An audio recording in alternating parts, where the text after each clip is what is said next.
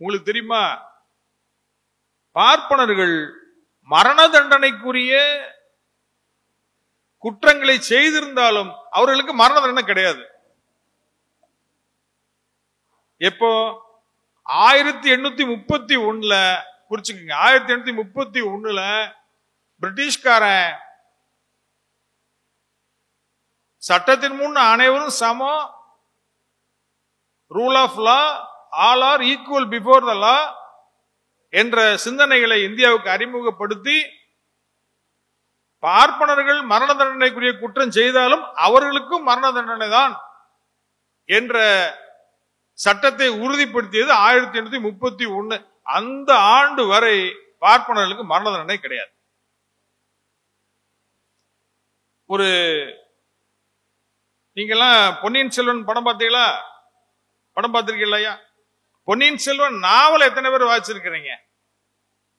அந்த நாவலை வாசிச்சிருக்கீங்களா?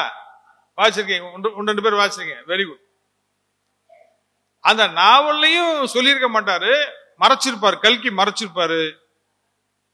சதாசிவ பண்டாரத்தாருடைய நூல்ல, சோழர் வரலாறு நூல்ல நான் சொல்ற செய்தி இருக்குது. ராஜராஜ சோழனுடைய உடன் பிறந்த அண்ணன், அவர் பேர் என்னது படத்துல? ஒருத்தர் கொலை பண்ணுவாங்கல்ல, அவர் பேர் என்னது சொல்லுங்க பாப்பா? ஆதித்த கரிகாலன். சோழ பேரரசுடைய பட்டத்து இளவரசன், கிரவுண்ட் பிரின்ஸ். அவனை கொலை செய்கிறார்கள். அவன் வீரபாண்டியனை கொன்றவன் என்பதற்காக வீரபாண்டியனுடைய ஆபத்து உதவிகள் அவனை கொலை செய்கிறார்கள், சதி செய்து கொலை செய்கிறார்கள். 6 பேர் அந்த சதிகாரர்கள். 6 பேர்ல 3 பேர் பார்ப்பனர்கள். அவர்கள் எப்படியோ தலைமறைவாகி விட்டார்கள். பிறகு 9 ஆண்டு காலம் கழித்து ராஜராஜ சோழன் ஆட்சிக்கு வருகின்றான். அப்பொழுதுதான் அந்த 6 பேரையும் சோழர் படைகள் கைது செய்கின்றன. கிரவுண்ட் பிரின்ஸ, பட்டத்து இளவரசனை கொலை செஞ்சவனை எப்படி விட முடியும்? ஆனால் அதுல இருந்த மிச்சம் 3 பேர் சூத்திரர்கள் என்பதால் அவர்கள் மரண தண்டனைக்கு ஆளாக்கினார்கள்.